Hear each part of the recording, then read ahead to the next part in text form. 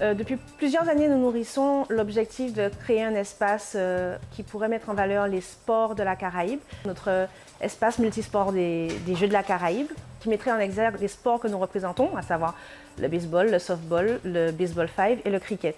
Et sachant que la CARL est très orientée sur les sports de façon générale et surtout vers les sports caribéens, nous nous sommes présentés pour justement nous rapprocher d'elle et proposer du coup notre travail et notre compétence pour offrir quelque chose de très beau à notre île, aux yeux de la Caraïbe et du reste du monde.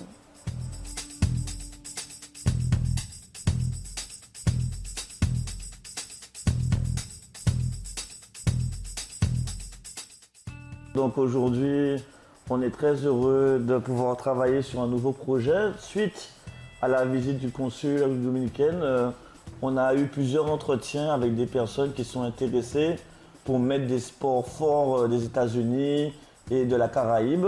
Et donc là, nous sommes en train de parler du baseball, du softball, du cricket et même du baseball 5. Et c'est vrai qu'on a cette volonté à la CARL de pouvoir faire rayonner notre territoire dans la Caraïbe d'un point de vue national et d'un point de vue international. Et c'est vrai qu'à travers la culture et à travers le sport, et dans la lignée par exemple du gymnase Rudy Gobert, pour nous il était intéressant de diversifier le sport sur le territoire de la CARL.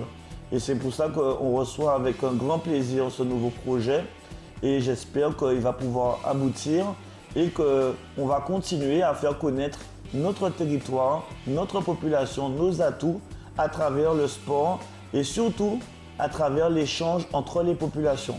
Puisqu'il est clair qu'aujourd'hui, je trouve qu'on n'est pas assez intégré d'un point de vue Caraïbe et je pense qu'à travers par exemple le cricket et le baseball, ce sont des sports qui vont parler aux autres et peut-être même s'ils ne parlent pas français, ils parleront cricket, ils parleront baseball, donc on arrivera à se comprendre. Et je pense que ça nous donnera un plus d'un point de vue développement économique, mais aussi dans la cohésion sociale. Puisque je rappelle qu'on a une forte communauté hispanophone et anglophone en Guadeloupe, et je pense que ça leur permettrait aussi à eux d'exister sur notre territoire d'une manière comme s'ils étaient chez eux.